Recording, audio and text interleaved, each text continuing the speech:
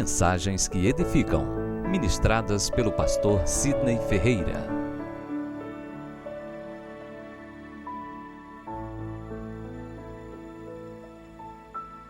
O livro de Ruth, por gentileza. Livro de Ruth, todos encontraram? Bem, gente, uma curiosidade interessante é que em uma sociedade completamente patriarcal, isso é, sociedade governada, liderada por homens, as mulheres tiveram seu espaço. A Bíblia, nós encontramos 2 livros que têm um nome de mulheres. E o primeiro dele é justamente o livro de Ruth. Vamos conhecer um pouco sobre Ruth. Ruth é o primeiro livro da Bíblia com o nome de uma mulher. E o mais interessante, uma moabita descendente de Ló. Você lembra dessa história? Ló, quando saiu de Sodoma e Gomorra, por instrução de Deus, na realidade, permita-me abrir aspas aqui, a irmã Yolanda falou isso muito bem na quinta-feira, onde Ló se encantou com as campinas de Jordão e simplesmente desejou em seu coração ir para aquela região. Não consultou a Deus, não procurou uma direção de Deus, mas ele foi mediante aquilo que encantava e agradava suas vistas. E seguiu com sua esposa, com suas filhas e seu rebanho e seus servos para aquela terra. De repente, o povo de Sodoma e Gomorra, das campinas de Jordão, era um povo rebelde ao Senhor. Era um povo que estava sob o juízo de Deus. E a ira de Deus desceu sobre aquele lugar com fogo e enxofre. Toda aquela região foi destruída. Muito próximo do Mar Morto, nós passamos por essa região que foi destruída, Sodoma e Gomorra, que até hoje essa região não foi edificada. O interessante é que Deus instruiu várias vezes, até que enviou o próprio anjo, pegou na mão de Ló e tirou ele daquela cidade. Caso contrário, ele ainda hoje estaria lá. Mas saiu Ló, sua esposa e suas 2 filhas, e seus genros não quiseram acompanhar. Quando Ló estava indo, existia uma instrução de Deus, uma direção. Qual era a direção? Não olhe para trás. Infelizmente, ela olhou para trás. E ao olhar para trás, o texto bíblico nos diz que ela virou estátua de sal. Tenha cuidado. Não olhe para trás, porque isso pode paralisar a tua vida ministerial em vários sentidos também. O que eu acho interessante é que mesmo ela ficando para trás, Ló continuou o caminho.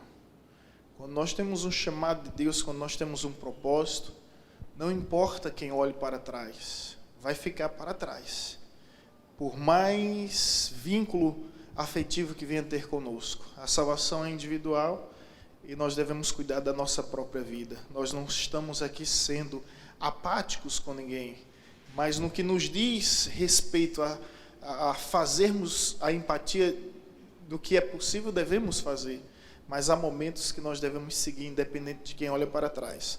A esposa de Ló olhou para trás, virou estátua de sal, ficou para trás, ele seguiu o seu caminho. Chegando ele na frente, ele com suas 2 filhas, elas simplesmente embriagaram o pai e teve esse caso muito conhecido do incesto. As 2 engravidaram e para a procriação da raça, Deus permitiu que nascessem ali 2 crianças. E uma dessas crianças era justamente Moabe. E aí, eis a questão, Ruth era desse povo, um povo moabita descendente de Ló. Então os irmãos já entendem um pouco das origens de Ruth, ok? O significado do nome Ruth, segundo alguns estudiosos, advém do hebraico Ruth, do derivado Rehut, cujo sentido é companhia feminina. Nós vamos ver esse significado tendo maior sentido em sua história. Pois bem, autoria. Qual a autoria do livro de Ruth?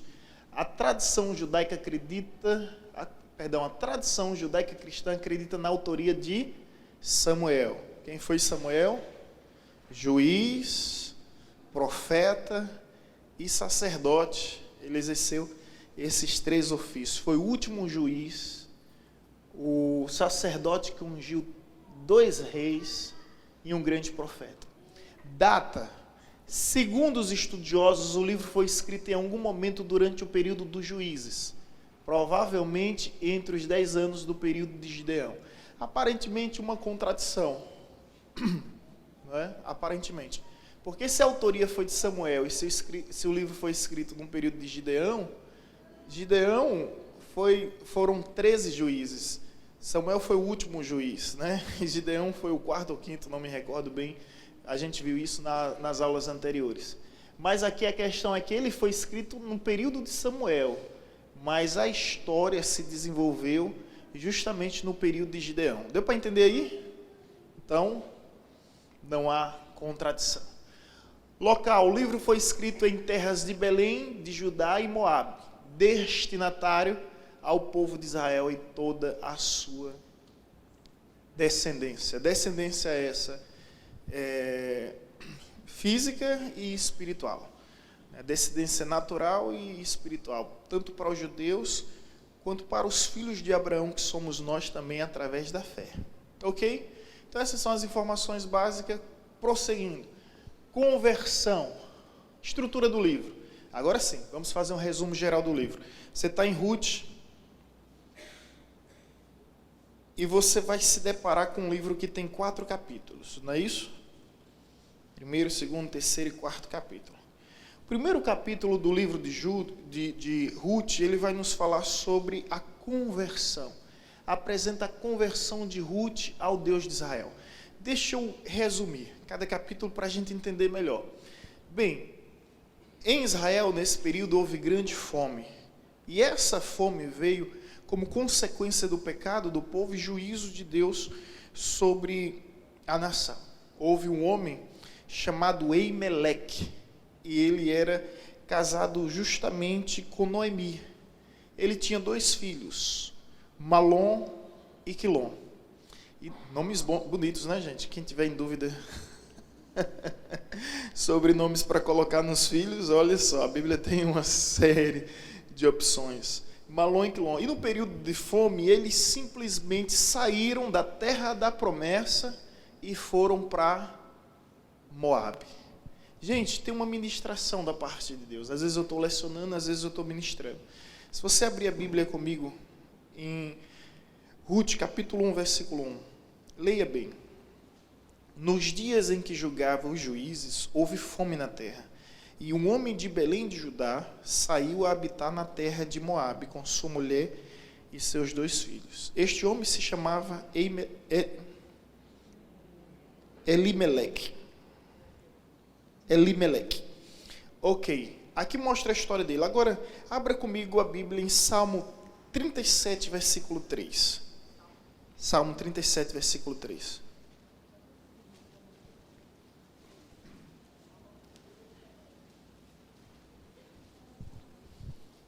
A ministração aqui não deixa a terra da promessa diante das dificuldades, diante dos problemas.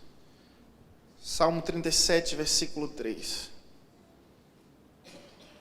Os irmãos encontraram?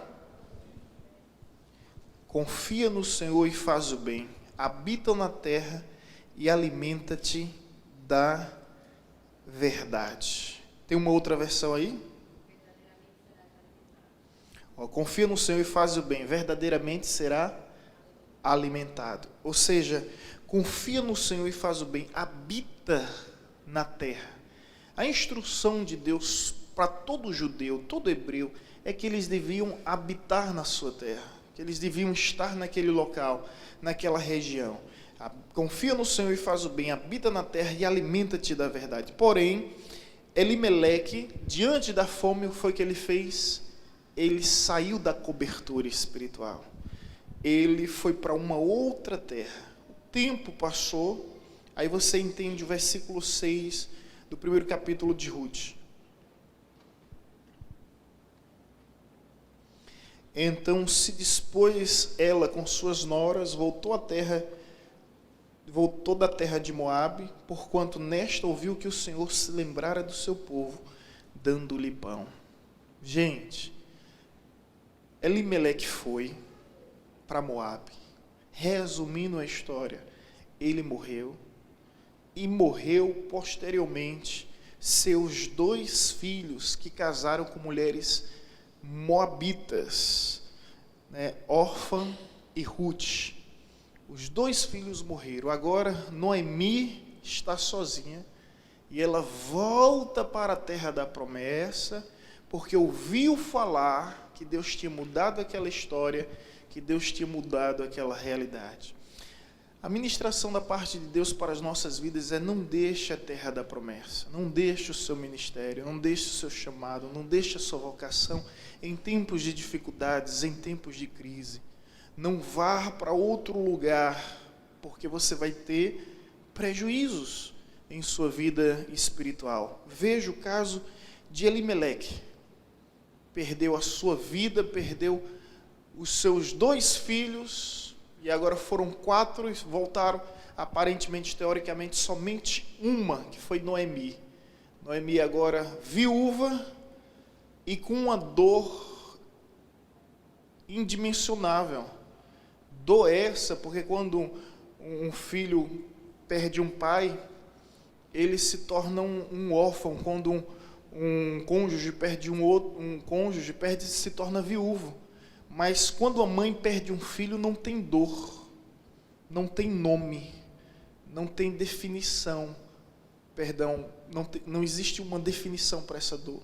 A dor é tão grande que não tem uma definição. E agora Noemi volta sem o marido e sem os 2 filhos. Então não saia da terra da promessa. Essa terra da promessa eu estou ministrando aqui, Deus, através do seu Espírito, vai lhe conscientizar de que terra é essa, vai muito além de um espaço geográfico. E evidentemente que você deve entender isso. Então, o primeiro capítulo do livro de Ruth fala sobre a conversão de Ruth. Foram Elimeleque com Noemi para a terra de Moabe, simplesmente com os 2 filhos, Malom e Quilom, conheceram o órfão, conheceram Ruth, casaram, porém não tiveram filhos, nenhum deles. Depois da sua morte, Noemi ficou informada de que Deus tinha mudado a história de Israel e decidiu em seu coração voltar para a sua terra, para a terra da promessa. E quando ela volta para a terra da promessa, eis aí a conversão. Ela chega para suas 2 noras e ela diz: eu lhes libero, vocês são livres, aproveitem que vocês estão na sua terra, entre os seus familiares, construa a história de vocês. Ambos choraram, órfão deu um beijo em Noemi e seguiu o seu caminho. Porém Ruth, e aí a Bíblia apresenta uma história fantástica de uma nora com uma sogra. Olha o que Ruth diz a Noemi no versículo 16.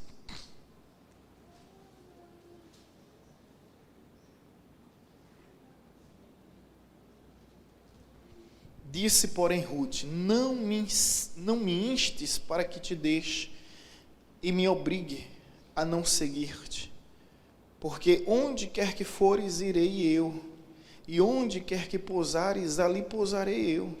O teu povo é o meu povo, e o teu Deus é o meu Deus.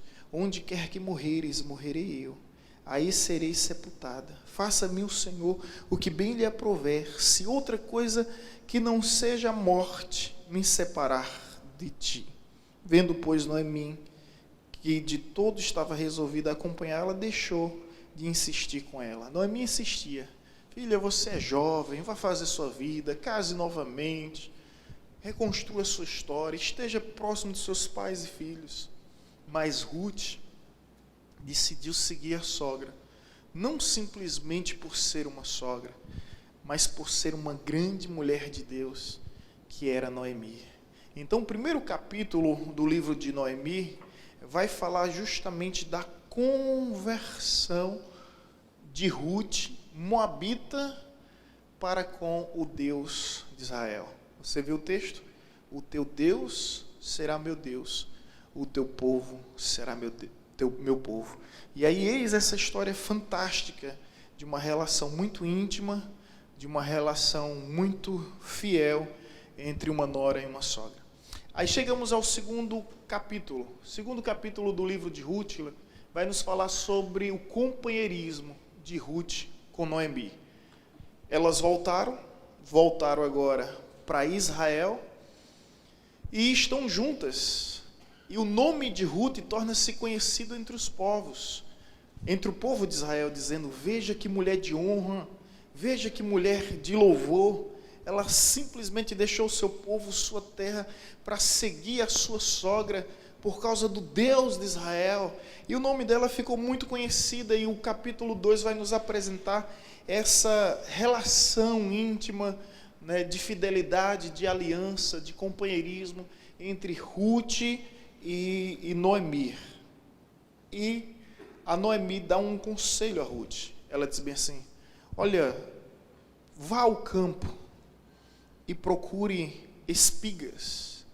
E Noemi Ruth, simplesmente indo ao campo procurar espigas, ela, sem intenção nenhuma, ela acaba no campo de Boaz. Boaz era um parente de Noemi, né, que ao encontrar aquela mulher, se encantou com a sua atitude, se encantou com a sua beleza. As filhas de Moabitas eram muito lindas, nós vamos ver isso um pouco mais na frente, tem detalhes históricos que serão apresentados, e chamou a atenção de Boaz, e Boaz também já tinha ouvido falar de Ruth, e se aproxima de Ruth e diz: olha, você não precisa mais ceifar em nenhum outro campo, a partir de agora, Boaz diz, o meu campo será o seu lugar de ceifa, então você pode vir quantas vezes quiser aqui pegar as espigas.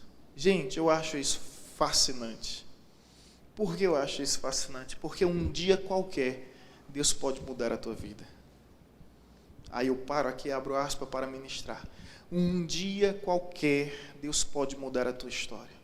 Um dia qualquer, como outro qualquer, Deus pode reverter completamente a tua realidade. Portanto, não deixe de fazer o bem que você continua fazendo.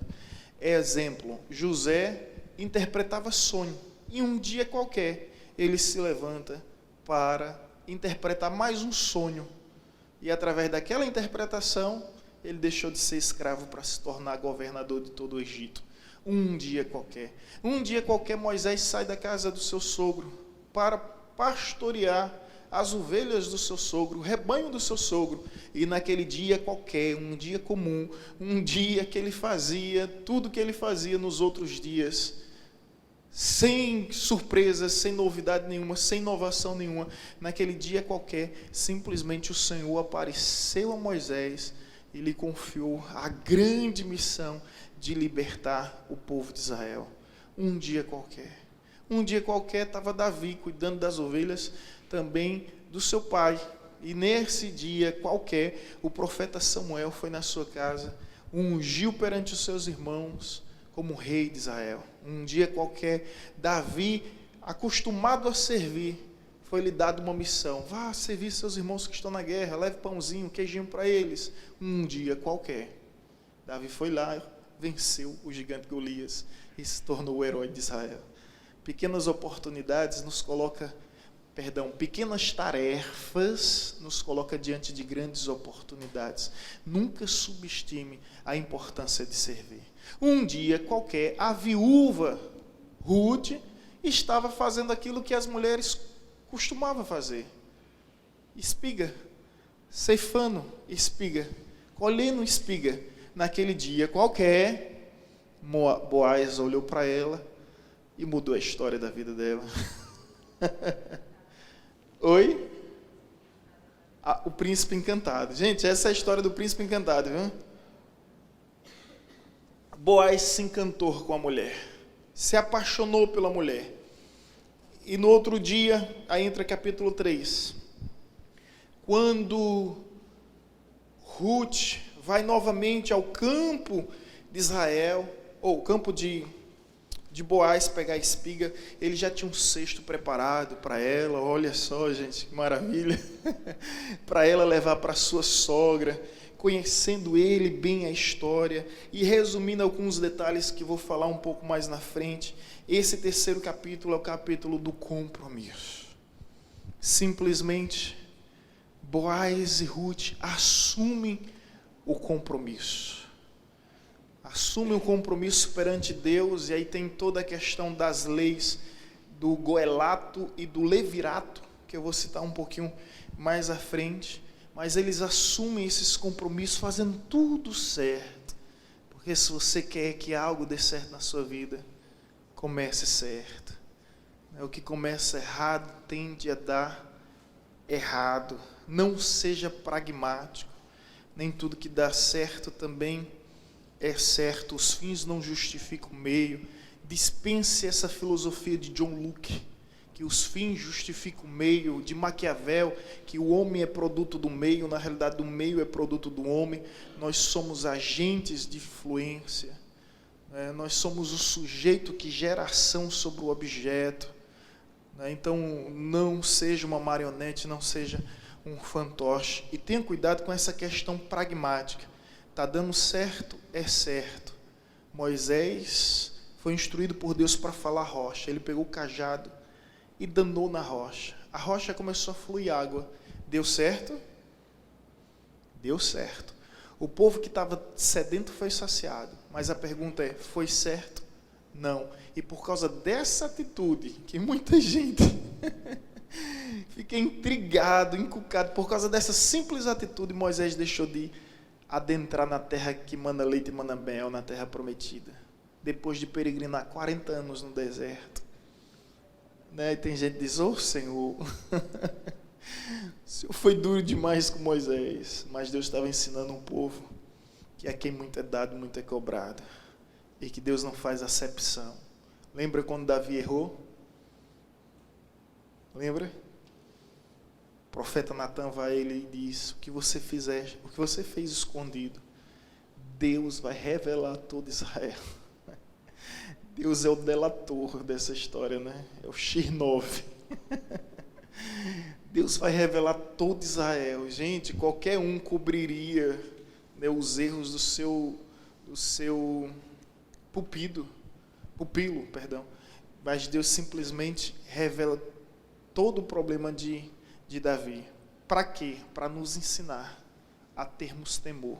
Se Deus não poupou os anjos dos céus, não poupou Adão e Eva, não poupou Moisés, não poupou Davi, ai de mim.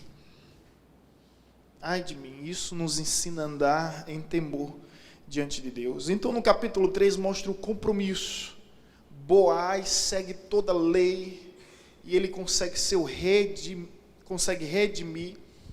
remidor de Ruth. E a partir de então, no capítulo 4, termina com essa história fantástica, justamente do casamento de Ruth com Boaz. O que é interessante entendermos nessa história? Agora sim, vamos ao propósito teológico do livro. Em primeiro lugar, graça. O livro de Ruth nos ensina sobre a graça infalível, inexplicável, a maravilhosa graça. Manifestar a graça de Deus em aceitar um moabita entre o seu povo. Gente, isso é graça de Deus. Sabe por quê? Porque Deus tinha amaldiçoado o povo moabita. E Deus tinha proibido todo judeu de se relacionar com o povo moabita. O povo moabita era inimigo acirrado de Israel. Deus não queria nenhum tipo de vínculo, nem sociedade com os moabitas. E isso você vai encontrar em Números capítulo 23, versículo 2 e 3. Porque Moabe existia um rei entre a terra de Moabe, chamado Balaque. Quando Israel estava peregrinando no deserto, era comum entre os reis oferecer pão e água aos peregrinos. Sabe o que foi que Balaque fez? Contratou um feiticeiro chamado Balaão. E esse feiticeiro, por 3 vezes, tentou amaldiçoar Israel e acabou abençoando Israel. Ao ponto que o Balaão chega para Balaque, rei moabita, e diz: contra o Israel de Deus não há encantamento, não há feitiçaria, não há maldição. Toda vez que eu abro a minha boca para amaldiçoar, Deus me usa para abençoar esse povo de Israel. Então Balaque, rei do Moabe, simplesmente desprezou o povo de Israel. Mais do que isso, quando Balaão percebeu que não tinha como amaldiçoar aquele povo, Balaão, gente, isso aqui é interessante. Balaão chegou a dizer: só existe uma forma de destruí-los, se infiltrando no meio deles, sendo como um deles, e os induzindo a infringir a lei deles. Aí isso você vai encontrar em Números 25, versículo 1. Aí os moabitas se fazem de amigos de Israel. Venha um churrasco. Não era churrasco, era carne de oferenda a outras divindades. Aí o povo começa a se contaminar com aqueles sacrifícios a Deus pagãos. O povo começa a comer carne e beber. Quando o povo está embriagado, aí vem as mulheres moabitas. Aí se deita. Veja Números 25 comigo. Você entender a ira de Deus em relação a esse povo. Números capítulo 25.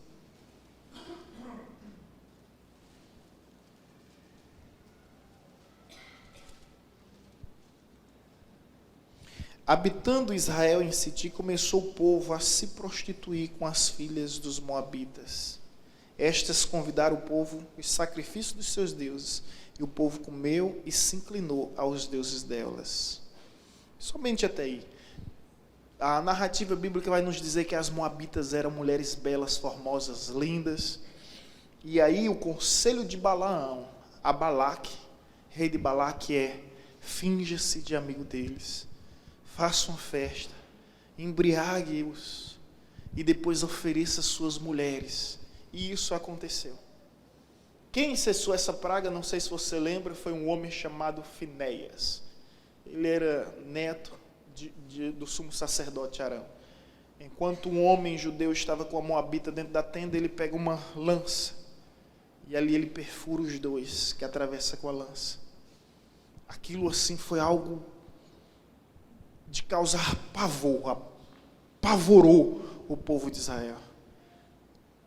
E Deus intervém na história dizendo que Finéias jamais seria esquecido por causa daquela atitude e daquela forma bruta. Ele tinha cessado toda a praga no arraial de Israel.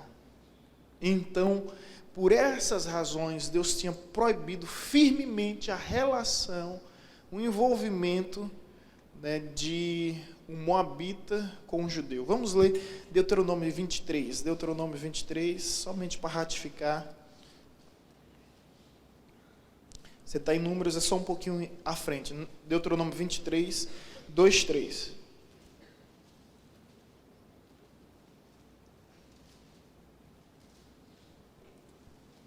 Amém? Deuteronômio 23 diz o seguinte: nenhum bastardo entrará na Assembleia do Senhor, nem ainda a sua 10ª geração entrará nela. Nenhum amonita ou moabita entrará na Assembleia do Senhor, nem ainda a sua 10ª geração entrará na Assembleia do Senhor eternamente, porquanto não for o vosso encontro com pão e água no caminho, quando saíeis do Egito, e porque alugaram contra ti Balaão, filho de Beor, de Petó, da Mesopotâmia, para te amaldiçoar. Versículo 5. Porém o Senhor teu Deus não quis ouvir a Balaão, antes trocou em bênção a maldição, porquanto o Senhor teu Deus... O que é que diz aí? Porquanto o Senhor teu Deus te amava, por amar você, Ele transforma maldições em bênção, o mal em bem, trevas em luz, por amar você. Coisa tão linda, né? E o profeta, o feiticeiro da época, mais temido, simplesmente não conseguiu surtir efeito algum. Ao invés de amaldiçoar, ele a abençoava. Então você entendeu que era praticamente impossível um judeu se relacionar com uma moabita. Agora intervém a graça manifesta da parte de Deus em mudar essa história. Uma outra realidade desse livro nos fala sobre a fidelidade.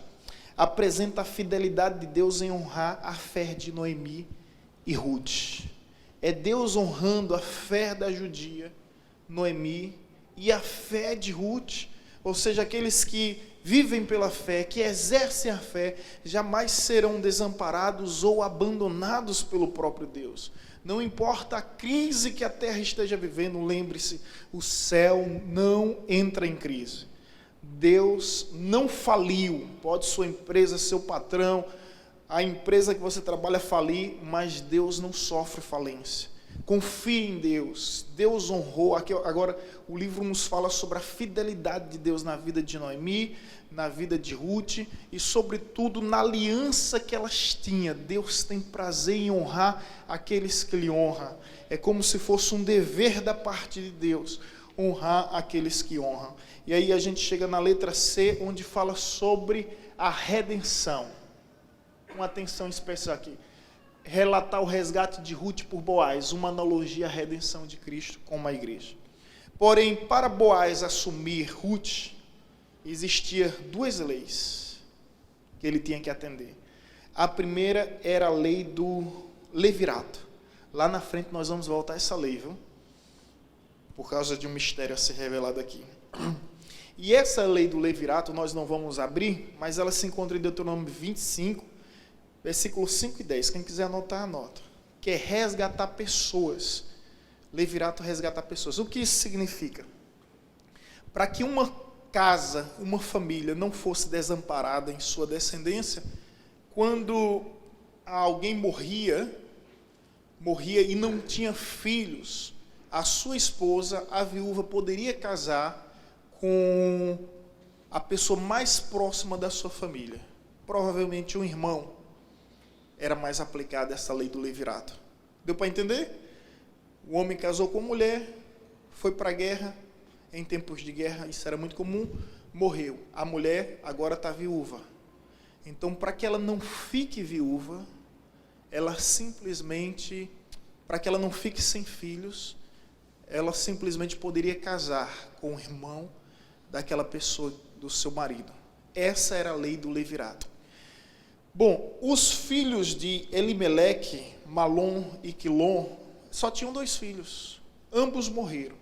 E agora abre margem para que um parente mais próximo pudesse casar com Ruth. E o parente mais próximo é Boaz. Eis o mistério, gente.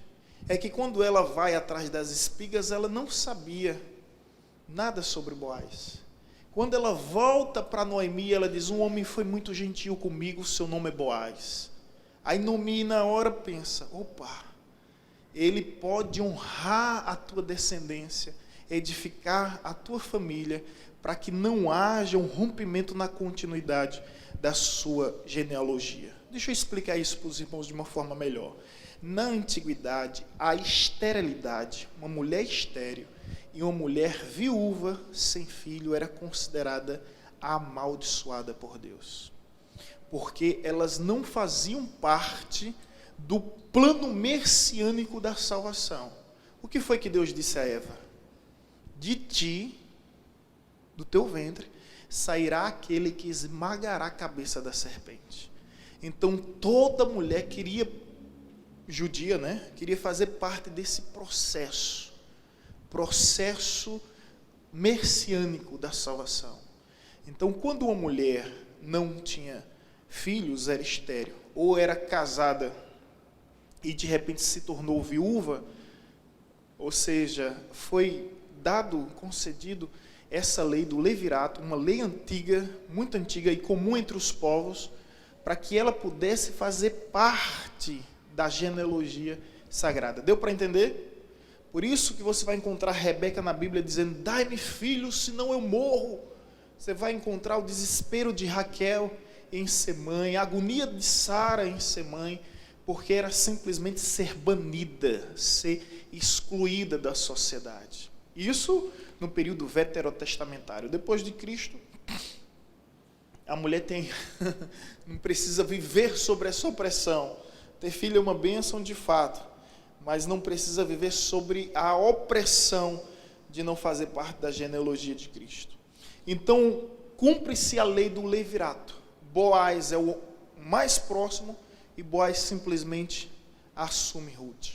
Agora, existe um outro detalhe, que é o detalhe sobre a outra lei, goelato. que se encontra em Levítico 25, versículo 25, que já não é herança de pessoas, é herança de posses. Quando Elimeleque viajou de Israel para a terra de Moabe, ele simplesmente vendeu suas terras de Israel. E nessa lei de Goelato, quando você estava em crise, passando por dificuldades, você podia vender suas terras e um dia, se você tivesse condições, você tinha o direito de comprar suas terras novamente. Interessante, né, gente? Você sabia que todas as leis existentes no mundo emanam do Decálogo? Dos 10 mandamentos de Deus para o seu povo? É o conjunto de lei mais perfeito que existe. E desse Decálogo surgiu as 600, esqueci agora a quantidade, que é justamente das leis cerimoniais. Decálogo, lei moral, e as leis cerimoniais, baseado justamente no Decálogo. Não sei se é 612, 613, leis de Israel, do Torá, porque é o conjunto de lei mais perfeito existente no mundo. E é um conjunto de lei que sempre preza por princípio, por valores, pela moral. Então a lei do Goelato significa o seguinte, que se você vendeu o seu posse, em um momento de dificuldade, quando esse tempo passar, você pode comprar novamente. Que coisa maravilhosa, né? Ninguém tirava vantagem sobre ninguém. Ninguém tinha como extorquir, usurpar. Não tinha como, as leis proibiam isso. E de repente, se você morresse, seu filho ou seus parentes poderiam fazer isso. Noemi está pobre. Agora, através de Boaz torna-se o remidor, o redentor. Ele simplesmente compra as terras que era de Elimeleque e devolve para Noemi. Que coisa tão linda, gente. Noemi agora, no nosso linguajar popular, volta de Moabe sem eira, sem beira, sem rumos definidos. E aí Boaz entra na vida de Ruth, sua sogra, e agora ele faz a lei de Levirato com Ruth e a lei do Goelato com Noemi. Ele compra as terras do marido e devolve para agora a sua sogra, né? Agora a sua sogra. Bom, essa redenção nos faz lembrar de alguém. Efésios 2, 12 e 19. Vamos abrir o texto bíblico? Efésios capítulo 2.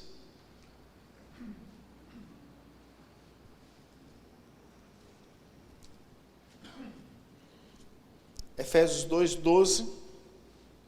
E também o versículo 19.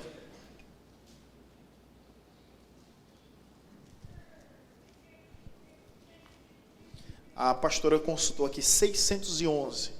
Eu disse 12, disse 13. 611 cláusulas na lei de Israel. Todas elas que emanam do Decálogo e todas as leis existentes no mundo são oriundas dos 10 mandamentos de Deus. Ok? Efésios 2, 12. Olha o que diz. Naquele tempo, estaveis sem Cristo, separados da comunidade de Israel e estranhos às alianças da promessa, não tendo esperança e sem Deus no mundo. É o caso de Ruth. É o caso da igreja. Ruth é uma tipologia da igreja. Boaz é um tipo de Cristo. Aí nós vamos lá, os irmãos entendem, tipologia são sombras que Deus permitiu que houvesse no Antigo Testamento, trazendo uma alusão sobre um tempo que viria no Novo Testamento. Agora o versículo, que versículo é? 19. Assim já não sois estrangeiros e peregrinos, mas concidadãos dos santos, e sois da família de Deus. A partir do momento que Ruth casa com Boaz, ela já não é mais gentílica. Ela agora é, de fato e de direito, uma judia. Tremendo isso, meus irmãos. Agora, Deus permite que isso aconteça lá no início da história, para mostrar que o que Boaz fez com Ruth, Cristo faria pela sua igreja. Cristo nos compraria, seria o nosso remidor, o nosso redentor, nos compraria para sermos legitimamente seu, e todas as posses que o pecado nos tirou, nos roubou, Cristo nos devolveria. Coisa tão tremenda é essa analogia que se faz em relação a Ruth como igreja, Boaz como Cristo. E aqui nos apresenta justamente a redenção. O propósito do livro é mostrar para nós a redenção. Quarto propósito do livro, letra D, revelar a providência divina sobre a vida daqueles que o temem. Deus é um Deus de providência. Jeová Jirei é o seu nome. Deus proverá. Deus foi providência na vida de Noemi. Deus foi providência na vida de Ruth. Eu imagino que você esteja vivendo um momento difícil, mas com certeza não é maior do que o de Noemi, não é maior do que o de Ruth. Se Deus mudou a história de Noemi e de Ruth, Ele pode muito bem mudar a sua história. E se esses exemplos existem, é justamente para edificar a nossa fé, para despertar o nosso ânimo, para que venhamos exercer uma vida prática, não meramente teórica. É fácil dizer, Deus é bom no monte. Difícil é declarar que Deus é bom no vale. É fácil dizer, Deus é bom no deserto. Difícil é dizer que é fácil dizer que Deus é bom no manancial. Difícil é dizer que Deus é bom no deserto. Então são exemplos que servem como inspiração, como padrão, como modelos, como referência. O que você vive hoje, irmãos, vai servir como inspiração para muitas pessoas. Para muitas pessoas que verão o agir de Deus na sua vida e começarão a confiar no Senhor.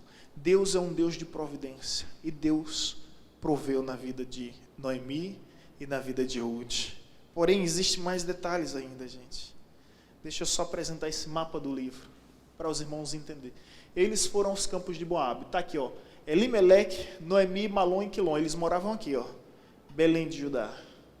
Essa era a terra que Deus tinha dado a eles, a terra de Israel. Aqui. Aí eles foram para o leste de Israel, que é justamente a terra de Moabe. Os moabitas não serviam ao Senhor. Ali está o Mar da Galileia, está o Rio Jordão e o Mar Morto. E aqui está a região dos moabitas, aonde eles foram. Esse mapa também apresenta bem um trajeto. Belém, próximo de Jerusalém, e eles vão aqui, ó, mais ampliado. Atravessa o Rio Jordão, aqui é o Mar Morto, aqui é o Rio Jordão, ali não dá para ver, é o Mar da Galileia. Aí eles vão para Campinas de Moabe. Novamente as Campinas entrando na história. E aí é o reino de Moabe. Esse pequeno reino, aqui é o reino de Israel, essa região todinha aqui é Israel. E aqui é o reino de Moabe. Ok? E eles vão para o reino de Moabe no tempo de sequidão. O que eles deveriam fazer? Viver o que está escrito no Salmo. Qual era o Salmo? Só para saber se os irmãos estão espertos mesmo. Salmo 37, versículo 3, né? Salmo 37, versículo 3. Fica na terra e espera o bem da parte de Deus. É o que está escrito em 2 Crônicas 7,14. Se o meu povo que se chama pelo meu nome se orar, se humilhar, se me buscar, se arrepender de seus maus caminhos, eu virei do céu, perdoarei o pecado e... Mas você já percebeu que meu Deus, que as pessoas optam por fazer sempre o mais difícil, quando na realidade o mais fácil é buscar a Deus em oração. Mas é uma guerra espiritual tão grande que o mais fácil se torna mais difícil. Por causa da guerra espiritual, a carne milita contra o espírito contra a carne. O nosso espírito deseja, anseia, anela, porém a nossa carne reluta. Aí a nossa carne prefere fazer aquilo que é mais difícil. Foi Elimeleque sair daqui, com sua família, atravessar o Jordão, ir para o reino Moabe, perder sua vida, perder a vida dos 2 filhos e deixar sua esposa viúva, sozinha no mundo, até encontrar a fidelidade de uma nora, que é Ruth. Órfã não pode ser amaldiçoada pelo que ela fez. Ela estava no direito dela. E se você for ver a despedida de Órfã, ela abraça Noemi, ela beija Noemi, ela chora amargamente. A questão não é que órfã era ruim, é que eu diria que órfã foi boa. É porque Ruth era demais. Vocês conseguem entender? Não é que órfã era ruim. Órfã fez tudo mediante a lei, foi justa, foi correta, era uma pessoa boa. Só que Ruth era demais. Fantástica a fé que ela tinha no Deus de Israel. Então, tipologia do livro de Juízes: Boaz e Ruth, capítulo 4, 4, 9. Jesus, Efésios 1, 3, 7. Vamos ler Efésios mais uma vez. Quando o apóstolo Paulo escreve Efésios, com certeza, ele tinha em mente, conhecedor da palavra, toda essa realidade que envolve a vida de Ruth, sendo aceita entre o povo de Deus, sendo ela apenas uma gentia. Efésios 1, capítulo 1, versículo 3, 7. Bendito Deus e Pai do nosso Senhor Jesus Cristo, que nos tem abençoado com toda sorte de bênção espiritual nas regiões celestiais de Cristo, assim como nos escolheu antes da fundação do mundo para sermos santos e irrepreensíveis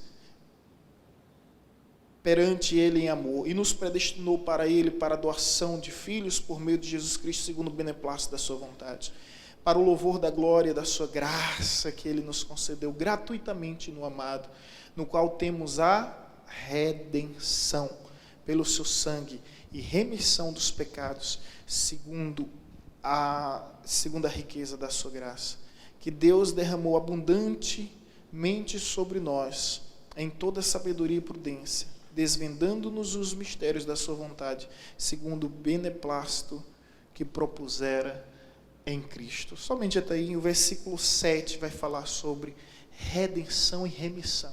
Teologicamente, são dois termos diferentes. Não é? Remir é você comprar algo. Remir é você comprar algo. E redimir é você comprar algo para você. É você elevar o valor daquilo, como, não somente como um valor comercial, mas como um valor sentimental. Conseguiram entender?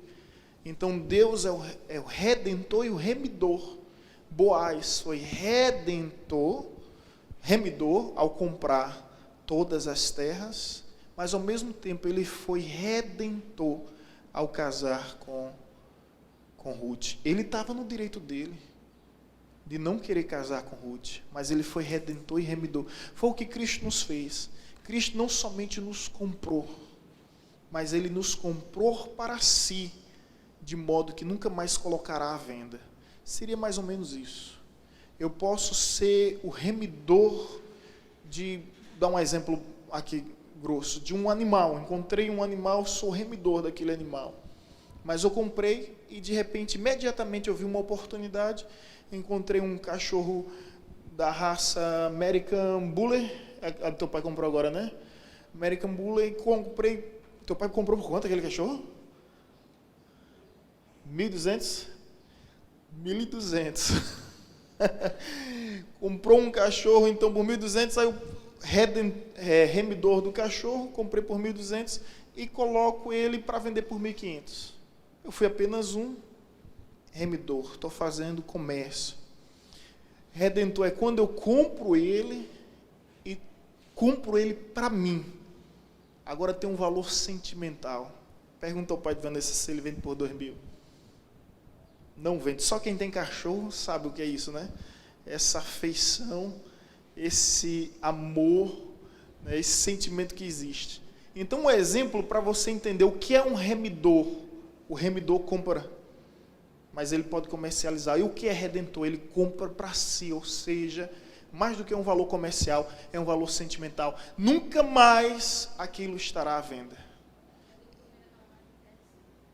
ou seja, redentor detém, é da palavra de deter, é meu. Foi o que Cristo fez, e Cristo, nosso parente, nos redimiu, nos comprou, mas nos comprou definitivamente, e nos comprou para Ele, para sermos sempre dele. Ok? Apologética do livro de Juízes. Tá lá Juízes, meu Deus do céu. Apologética no livro de Ruth, foi uma falha nossa aí. Bom, a crítica que existe é: a Bíblia aprova o jugo desigual? Como se explica a situação de Boaz, judeu, e Ruth, moabita? A Bíblia proíbe com veemência o jugo desigual. Luz contra trevas, e Deus não aceitava em hipótese alguma que o seu povo se relacionasse com outro povo. Aí a pergunta que se faz é: como é que Deus então permitiu esse caso? A gente já explicou, agora explicando de uma forma mais profunda. Não é o único caso. Jugo desigual não é verdade? É. Mas me responda, Moisés casou com quem? Com Midianita. Jugo desigual. José casou com quem? Com a egípcia. Jugo desigual. Boaz casou com quem? Ruth. Jugo desigual. Quer ver um outro exemplo? Esther casou com quem? Dá um nó na cabeça, né? Como assim? Gente, a lei de Deus tinha suas raras exceções. E agora vamos analisar essas exceções que existem. Deuteronômio 21, versículo 10, 14.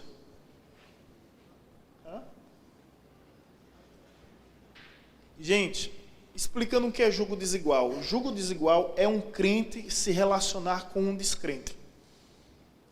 Isso foi aplicado na lei de Deus, que era um judeu se relacionar com qualquer outro povo. Era proibido. Proibido da parte de Deus. Era uma lei severa. E o apóstolo Paulo cita essa lei em Coríntios, que serve também para os cristãos. Recomendação da parte de Deus, que um evangélico não se relacione com quem não é evangélico. Um cristão com quem não é cristão. E o jugo desigual, o termo jugo desigual é justamente,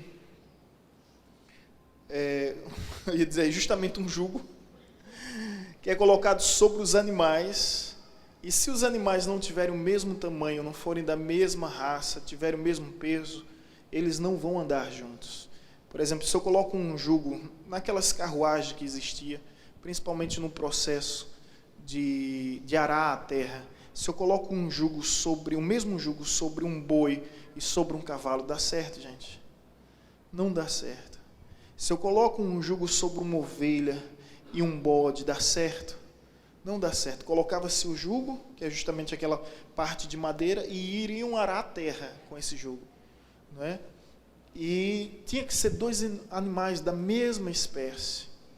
Né? Tinha que ser ovelha com ovelha, boi com boi, e assim era, dessa forma. Então, um jugo desigual, quando colocava dois animais, não dava certo. Não tinha. Então, quando a Bíblia fala sobre jugo desigual, é justamente a relação de um crente com não crente. E aí, Deuteronômio 21, versículo 10 e 14...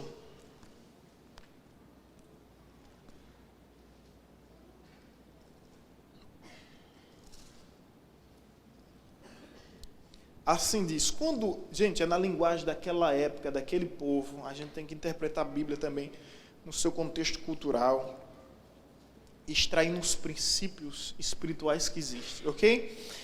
Quando saíres a peleja contra teus inimigos, e o Senhor teu Deus entregar nas tuas mãos, e tu deles levares cativo, e vire entre eles uma mulher formosa, e te afeiçoares a ela, e a quiseres tomar por mulher, então a levarás para casa, ela rapará a cabeça, e cortarás as unhas, e despirá o vestido do seu cativeiro, e ficará na tua casa, e chorará a seu pai e a sua mãe durante o mês. Depois disto a tomarás, tu serás seu marido, e ela tua mulher. E, enfim, somente até aí já é o suficiente.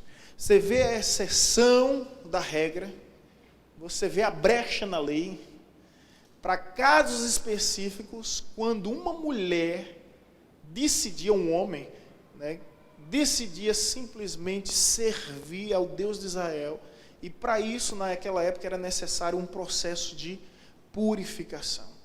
Quer um exemplo disso? A gente vai ver um pouco melhor aqui. Salmão. Salmão casou um judeu, guerreiro, casou com Raabe. E Raabe era o quê? Meretriz, prostituta em Jericó. E Deus aceitou Raabe no meio do seu povo, porque ela decidiu servir a Deus. Então, pode um jugo desigual? A recomendação é que não haja. Porém, existem exceções, quando a pessoa decide se submeter. Na igreja nós temos alguns exemplos, mas nós temos mais maus exemplos do que bons exemplos, porque é muito mais fácil ir para o lado de lá do que vir para o lado de cá. Né? A doença, ela é contagiosa, né? A saúde não. Então, nesse mundo em que o Deus deste século é o próprio diabo, né, o mal tem um efeito, infelizmente, ainda maior. Os irmãos estão entendendo? Agora, existem casos e casos. Né? Existem situações e situações. Já fiz casamento de jugo desigual nesse aspecto e vi, né, ambos servirem ao Senhor e o rapaz se tornar mais crente do que a própria menina que o trouxe para Jesus. Né? É uma direção específica da parte de Deus. Então, gente, apologética, foi o jugo desigual? Foi. Porém, a Ruth decidiu servir ao Deus de Noemi antes de reconhecer que também era o Deus de Boaz. Não era um caso simplesmente de interesse. Ok? Outra pergunta, apologética do livro. Houve fornicação entre Boaz e Ruth? Vamos para o texto. Ruth 3:7.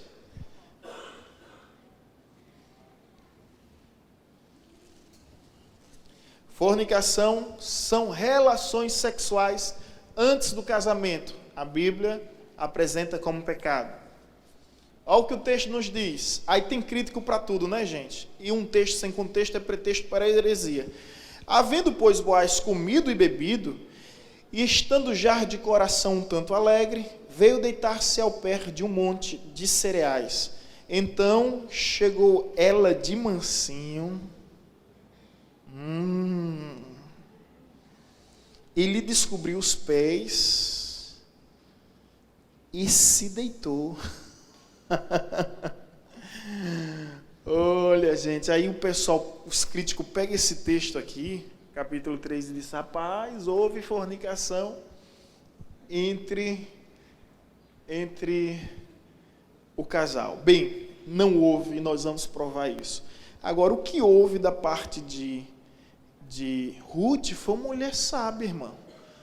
Não foi uma mulher sábia. Vamos ver aqui o capítulo 3, versículo 1.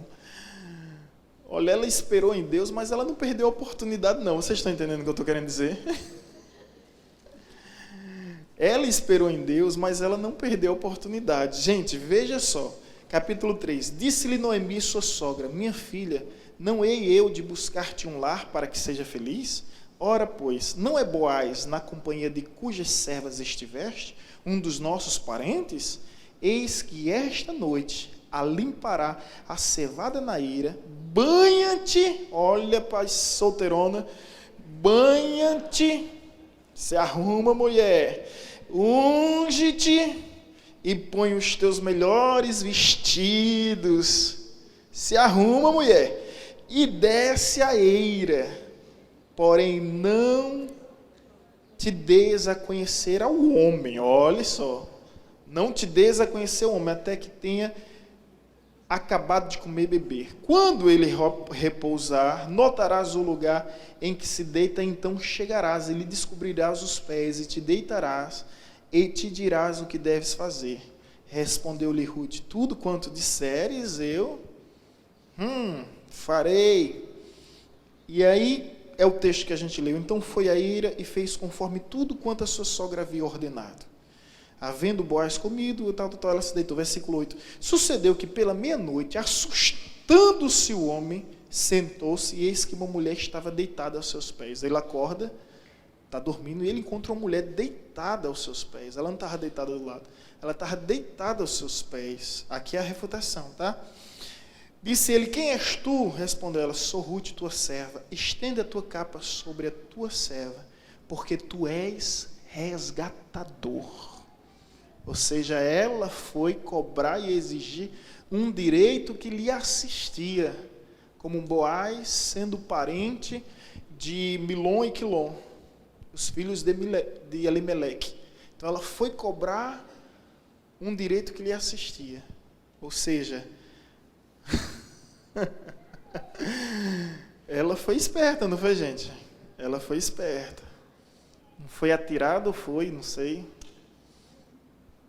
Ela fez o que lhe devia, né, não? Ela fez o que lhe devia. Agora, capítulo 4, versículo 1. Refutação da fornicação. Boaz subiu à porta da cidade e assentou-se ali. Eis que o resgatou. Deixa eu ver, ser mais específico aqui. Versículo 13, capítulo 4, versículo 13. Assim tomou Boaz a Ruth e lhe passou a ser mulher, coabitou com ela. Pronto. Aqui, sim. Casados, de fato e de direito, coabitou com ela e o Senhor lhe concedeu que concebesse e teve um filho. Aqui sim eles tiveram relação sexual. Agora, quando a Bíblia diz deitou, é Ruth, deixa eu ver qual versículo, Ruth 3,7, quando a Bíblia diz que ela se deitou, não diz que ela deitou com ele. Pode olhar que a Bíblia tem esse cuidado, que se deitar com ele é justamente a questão de coabitar. Então não houve fornicação. O ato sexual surgiu após o casamento e Deus abençoou. Imediatamente ele deu um filho. Filho é sinônimo de bênção em toda a palavra de Deus. Então Deus abençoou e lhe deu um filho. Ok? Entendeu? Entendeu o mistério? Refutação, não houve fornicação. Agora, Ruth não foi boba, Ruth não foi besta. Ela seguiu a instrução da sua sogra, se preparou, tomou banho, se arrumou, colocou suas melhores roupas e procurou ser visível. Tem mulher que é invisível. Como é que alguém vai ver? Não é? Quem não é visto não é lembrado. E ela ficou logo aos pés do homem. Quando ele acordar, a primeira coisa que ele vai ver, quem é?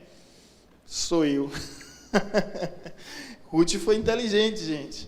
Ok? Próxima. Evidências arqueológicas. Aqui é uma visão do Rio Jordão, ou seja, uma vista do Rio Jordão. Com o Rio Jordão você vê todas as campinas dos moabitas. Nós estivemos próximo dessa terra. É algo fascinante, fantástico. Pois não?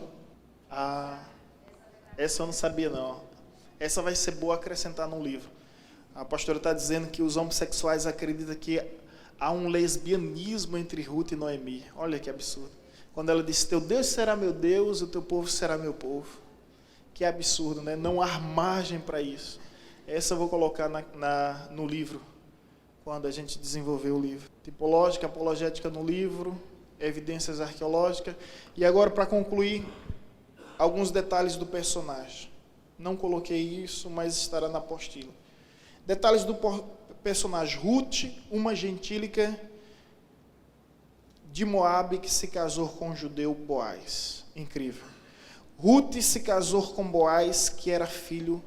Aqui só algumas curiosidades. Ruth se casou com Boaz, que era filho de quem?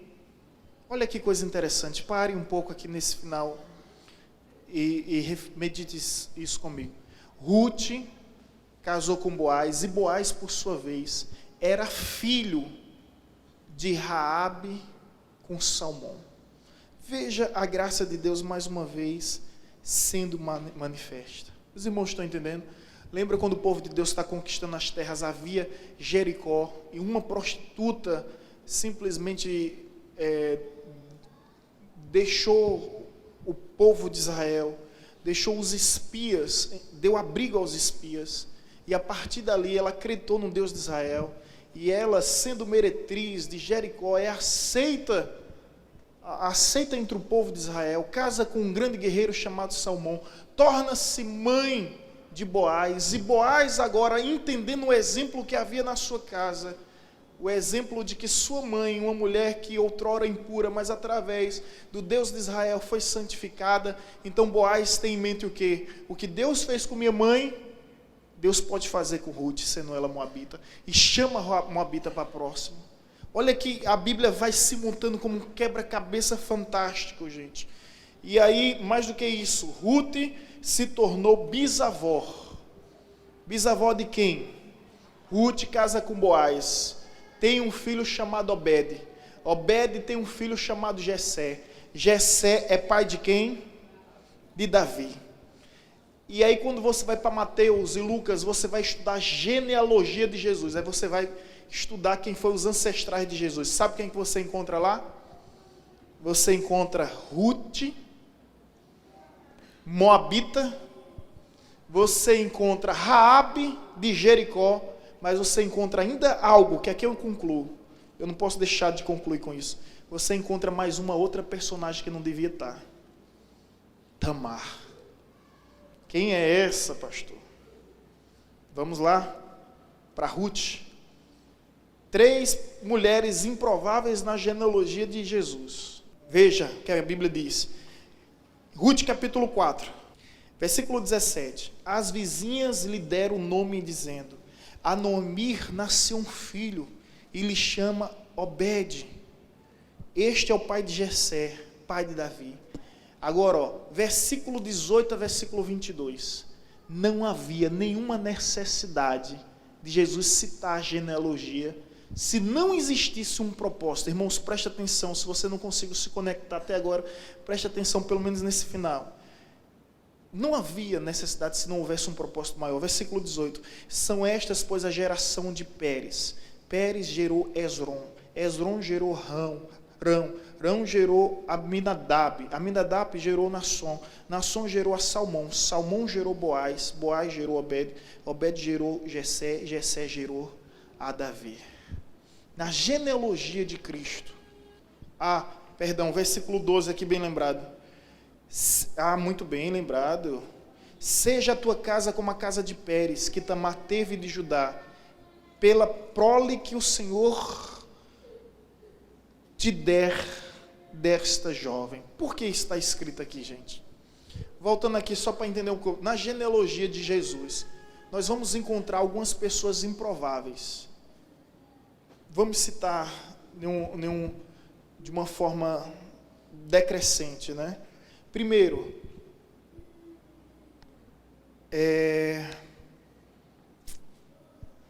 a mãe de Salomão.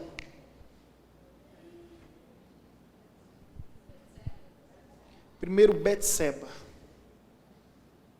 Improvável, mas ela está na genealogia de Jesus. Segundo, Ruth, Moabita, está na genealogia de Cristo Jesus. Terceiro, Raabe, está na genealogia de Jesus. De Jericó, meretriz. Quarto, Tamar.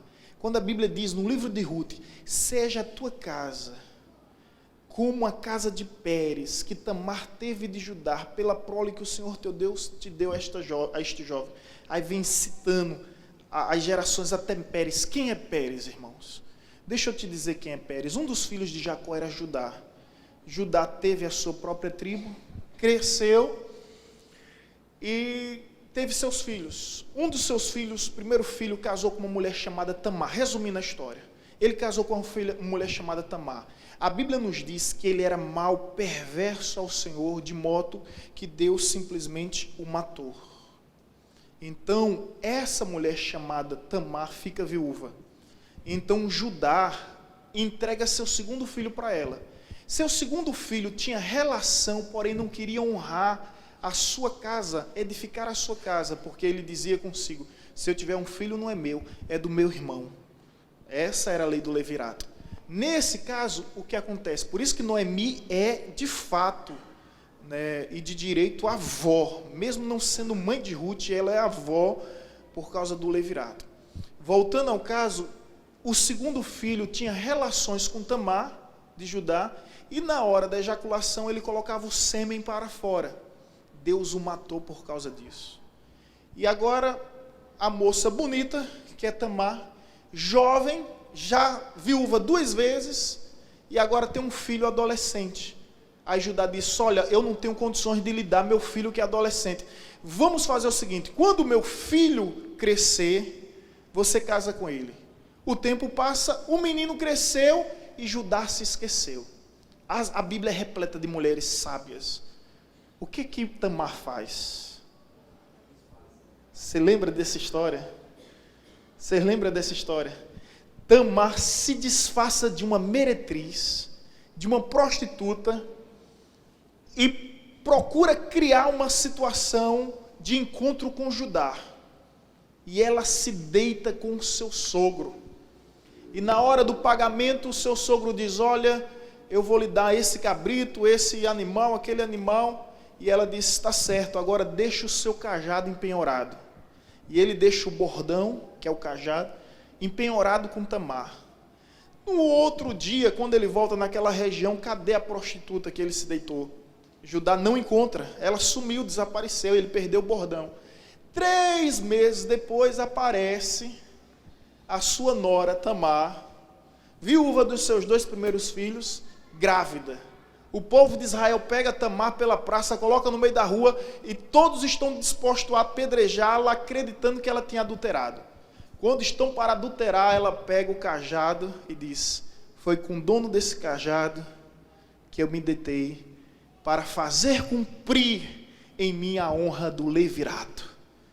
Aí Judá se curva perante ela e diz: me perdoe, eu que fui infiel para com você, eu que esqueci da aliança e da promessa do Deus de Israel. E ele agora casa com sua nora viúva dos seus 2 primeiros filhos. Gente, se você não encontra a graça de Deus manifesta em toda essa história, aí no livro de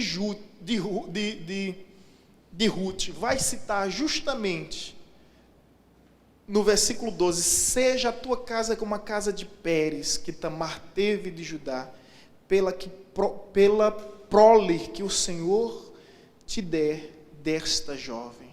Aí Deus honra a atitude de Tamar, e através da atitude de Tamar, vem a atitude, nessa mesma tribo, vem a atitude de Raabe, depois vem a atitude de Ruth, e depois lá na frente, Deus honra até Betseba, quando ela se converte do mal que fez. Você olha para a genealogia de Jesus, 4 mulheres improváveis, mas 4 mulheres que souberam fazer história. E de fato, agora, para concluir, eu só preciso acrescentar mais uma verdade, irmãos. Quando Ruth se torna bisavó do rei Davi, o maior rei de Israel, havia uma promessa sobre Judá. Abre comigo a Bíblia em Gênesis capítulo 49. Escute isso em nome de Jesus. Como Deus é Deus e como a história está em suas mãos. Ruth se torna mãe de Obed, Obed pai de Jessé, Jessé pai de Davi. Quando Deus inclui Ruth, Raabe, Tamar na genealogia de Cristo, ele faz tudo isso ciente, não é aleatoriamente, para cumprir uma promessa. Escuta essa promessa, Gênesis 49, versículo 10. Para que os irmãos entendam, Jacó está prestes a morrer. Ele ergue a sua mão e começa a abençoar todos os seus 12 filhos. E ali, quando ele olha para as 12 tribos, ele, direcionado por Deus, escolhe a tribo em que o rei Jesus viria. Escute: o cetro não se arredará de Judá, nem um bastão de entre seus pés, até que venha Siló, e aí eles obedecerão os povos. O que é cetro? O que é cetro? É o bastão do rei. O cetro não se arredará de Judá. Irmãos, olha bem para a revelação que há nessa palavra. Saul nunca foi da tribo de Judá. Saul era da tribo de Benjamim. Nunca foi da tribo de Judá. Davi, sim, se torna o primeiro rei da tribo de Judá, e a partir dali você percebe que Deus tem um compromisso com Davi, cujo reino não se apartaria da sua descendência, enquanto nenhum sucessor de Saul foi rei. E o mais interessante disso é que Jesus vem da onde? Da tribo de Judá, como de fato, pertencendo à raiz a raiz genealógica de Davi. Filho de Davi, tem misericórdia de mim. Filho de Davi, tem misericórdia de mim. Aí você pensa que é um acidente, você pensa que é um acaso, você pensa que a história está se desenrolando de forma aleatória, quando na realidade Deus é como se fosse o maestro conduzindo toda a orquestra. E tudo segue simplesmente ao seu comando. Quando a gente fala sobre Saul, a gente diz a vontade permissiva de Deus. Quando a gente fala de Davi, a gente fala sobre a vontade perfeita de Deus. Saul foi rei porque o povo quis, mas Davi foi rei porque Deus escolheu. Quando chega a hora de Davi, ele diz: agora sim, este é o rei, segundo a minha escolha, segundo a minha decisão, segundo o meu próprio coração. Essa expressão, segundo, Davi é um homem segundo o coração de Deus, tem dois sentidos. Primeiro, que Davi realmente tinha um coração semelhante ao coração de Deus, o que mais se aproximava de Deus. E o segundo é que esse aqui fui eu que escolhi. Esse aqui é segundo a minha vontade, segundo os meus propósitos. Esse aqui não foram vocês que escolheram. Esse aqui fui eu que escolhi. E aí você vê a importância de Ruth, a influência de Ruth, sendo ela apenas uma moabita, que se tornou uma grande judia e se encontra na genealogia de Jesus. Amém, irmãos?